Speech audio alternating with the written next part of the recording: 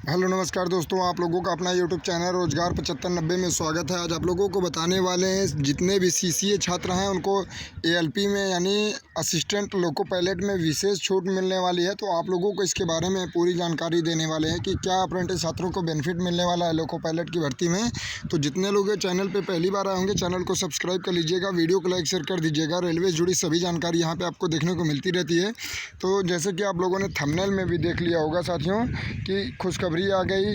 और इसके लिए देखिए काफ़ी कैंडिडेट हमको काफ़ी मैसेज कर रहे थे, फ़ोन भी कर रहे थे इस जानकारी के लिए। तो आपको इसके बारे में पूरी प्रॉपरली जानकारी दे देते हैं। तो जैसे कि थंबनेल में आपने देखा होगा खुशखबरी आ गई, सीसीए को एएलपी में बड़ी छूट, नौकरी लेना आसान। रेलवे का ऑफिशियल नोटिस जो जारी हुआ है उसके माध्यम से आपको इसके बारे में प्रॉपरली जानकारी देने वाले हैं। तो साथियों आप लोग वीडियो में लास्ट तक बने रहिएगा, कौन कौन सी बेनिफिट आपको मिलने वाली है और टेक्नीशियन में भी क्या आपको बेनिफिट मिलने वाला है। तो इन सारी चीज़ों को हम इस वीडियो में क्लियर कर देते हैं बिना समय गंवाए। आइए आपको हम पहले तो ये जानकारी देते हैं कि देखिए जो कैंडिडेट हमारे यहाँ एक पेज पे सारा कुछ नोट करके उन्होंने हमसे जो सवाल किया है कि क्या इसकी सच्चाई है, तो उसके बारे में भी आपको बता देते हैं। तो बिल्कुल ये जो उन्होंने भेजा है जिसकी जानकारी वो लेना चाहते हैं बिल्कुल सही है।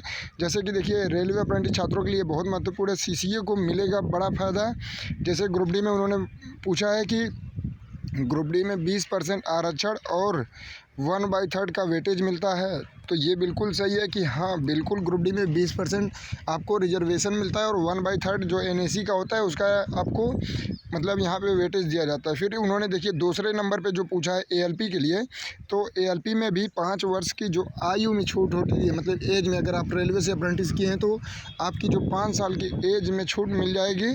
और उसके साथ साथ दूसरे नंबर पर जो सबसे महत्वपूर्ण आपके लिए है, तो यहाँ पर देखिए उन्होंने कहा था कि सर ग्रुप डी में अगर हम सेलेक्ट हो गए तो काफ़ी नोटिस हमको वायरल की जा रही थी कि आपको CBT 1 नहीं देना है, CBT 2 नहीं देना है, सीधे साइको देना होगा। इस तरीके से जो अपडेट आ रही है कि अगर जो भी सीसीए कैंडिडेट ग्रुप डी में सिलेक्शन ले लेता है, मान लीजिए जो 6400 वैकेंसी है उसमें 6400 अप्रेंटिस तो सेलेक्ट होंगे, ये तो क्लियर है।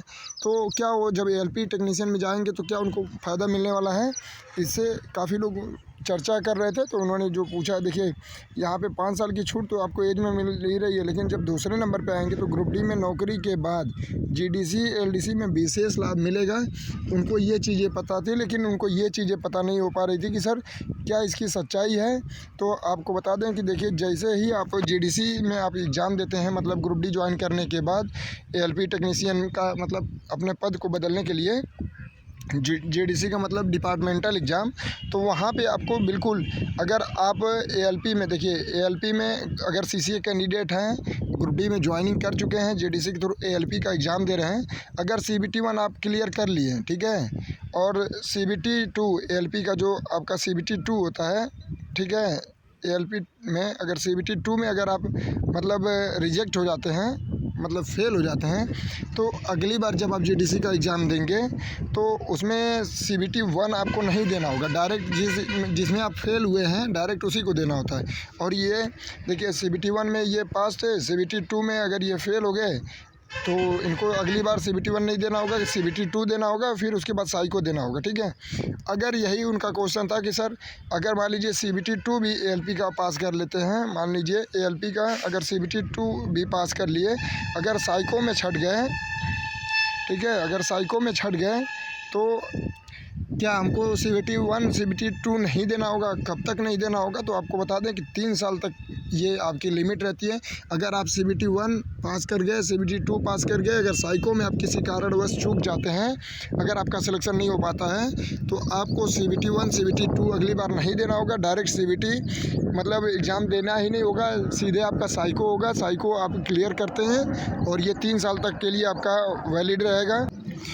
तो बिल्कुल साथियों आपके लिए ये बहुत बड़ी खुशखबरी है, बहुत विशेष अपडेट है, क्योंकि 6400 जो अप्रेंटिस सेलेक्ट होके जाएंगे उनके लिए बहुत महत्वपूर्ण इसलिए हो जाता है कि देखिए नौकरी ग्रुप डी में होगी, लेकिन अगर जिस तरीके से जीडीसी एलडीसी के थ्रू से अगर जाना चाहेंगे तो जल्दी एएलपी टेक्नीशियन में जा सकते हैं। तो ये उनको काफ़ी विशेष छूट दी जा रही है। और उसके अलावा भी और आपको कौन कौन सी बेनिफिट मिलने वाली है, टेक्नीशियन में भी क्या मिलती है उसकी भी बात करते हैं। तो टेक्नीशियन में बहुत अभी विशेष आपको छूट नहीं दी गई है, टेक्नीशियन में भी उन्होंने लिख के हमसे पूछा था। तो टेक्नीशियन में केवल आयु में छूट मिलेगी और ट्रेनिंग में विशेष छूट दी जाएगी। मतलब ट्रेनिंग में आपको काफ़ी वरीयता दी जाती है, ट्रेनिंग आपकी ना के बराबर होती है, क्योंकि आप अप्रेंटिस में भी 1 साल का ट्रेनिंग कर लिए होते हैं। तो बिल्कुल साथियों, जैसे कि हमने आपको बताया कि देखिए ग्रुप डी में आप लोग देख पा रहे होंगे कि 20% का रिजर्वेशन और एनएसी में आपका जितना परसेंटेज होता है उसका 1/3 का वेटेज मिलता है। उसके साथ साथ आपको एएलपी में हमने बताया कि 5 वर्ष की आयु में छूट, और जब आप ग्रुप डी ज्वाइन कर लेते हैं तो जीडीसी एलडीसी में आपको काफ़ी बेनिफिट मिलता है, जिससे आप लोग प्रमोशन काफ़ी तेज़ी से कर सकते हैं।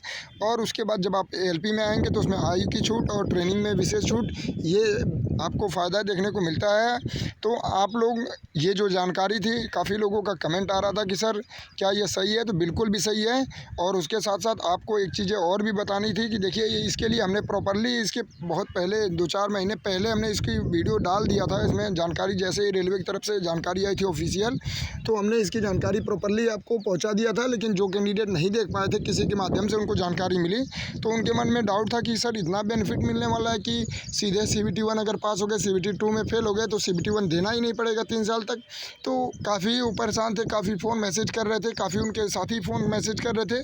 तो हमें लगा कि नहीं, अभी भी ऐसे कैंडिडेट हैं जिनको ये इन्फॉर्मेशन नहीं मिल पाई होगी।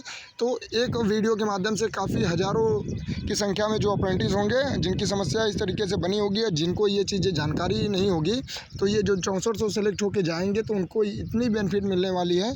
तो ये बहुत महत्वपूर्ण हो जाता है अप्रेंटिस के लिए, और ये एक तरीके से आपके लिए बहुत बड़ी खुशखबरी भी है। और इसके अलावा भी जैसे अप्रेंटिस छात्रों की मांग चल रही है कि एएलपी टेक्नीशियन में इसके अलावा 20% कम से कम या 15% रिजर्वेशन अप्रेंटिस के लिए होना चाहिए। तो इसके लिए भी शिव गोपाल मिश्रा से जो भी आपके अप्रेंटिस लीडर हैं, चंदन पासवान जी, आशीष मिश्रा जी, सभी लोग कंटिन्यू लगे हुए हैं।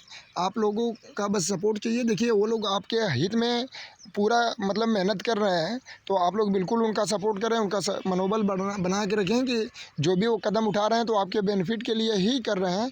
और आपको लगता है कि नहीं ये चीज़ें सही नहीं है, 1/3 सही नहीं है, या एएलपी टेक्नीशियन में मतलब रिजर्वेशन मिलना चाहिए या नहीं मिलना चाहिए, तो आप लोग उनसे भी डिस्कस कर सकते हैं। क्योंकि उनका कहना था कि देखिए हमारी उनसे बात हुई तो उन्होंने कहा कि बिल्कुल देखिए जो भी अप्रेंटिस हैं ये सभी के हक और अधिकार की बात है, सभी को बेनिफिट मिलना चाहिए। 1 साल उन्होंने समय दिया है, तो वो लोग भी जिनके मन में जो विचार आ रहा हो, जो सही लग रहा हो, तो अपनी बातों को रख सकता है हमारे माध्यम से। लेकिन जब वहाँ पे चर्चा होगी, 4 लोग अपनी बातों को रखेंगे कि हाँ ये बेनिफिट कर सकता है अप्रेंटिस को, ये कर सकता है, तो उस हिसाब से उस पर चर्चा करके आगे का प्रोसेस जारी हो जाएगा। तो आप लोग भी अपना मत ज़रूर रख सकते हैं। आप लोग कमेंट के माध्यम से रख सकते हैं अपनी बातों को कि क्या एएलपी टेक्नीशियन में कितने % के रिजर्वेशन होने चाहिए, और कब मतलब एक अप्रेंटिस की जो मांग है कब इसको रखा जाएगा, रेलवे की तरफ से ऑफिशियली कब इसको दिया जाएगा।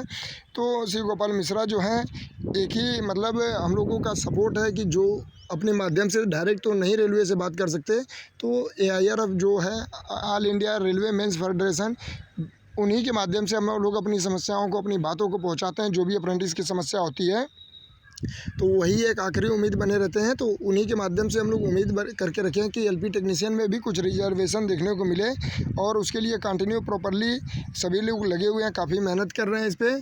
तो आपको ये जानकारी कैसी लगी, और क्या ये जो जीडीसी में एएलपी टेक्नीशियन या इस तरीके से जो भी अप्रेंटिस को बेनिफिट मिल रहा है, तो आपके लिए सही है, बहुत सही है, जिससे कि आप लोगों का जल्द से जल्द ग्रुप डी से मतलब आप डबल स्किल हैं, जल्द से जल्द आप टेक्निकल पोस्ट पे जाएंगे एएलपी टेक्नीशियन में, तो और भी आपको बेनिफिट मिलेगा।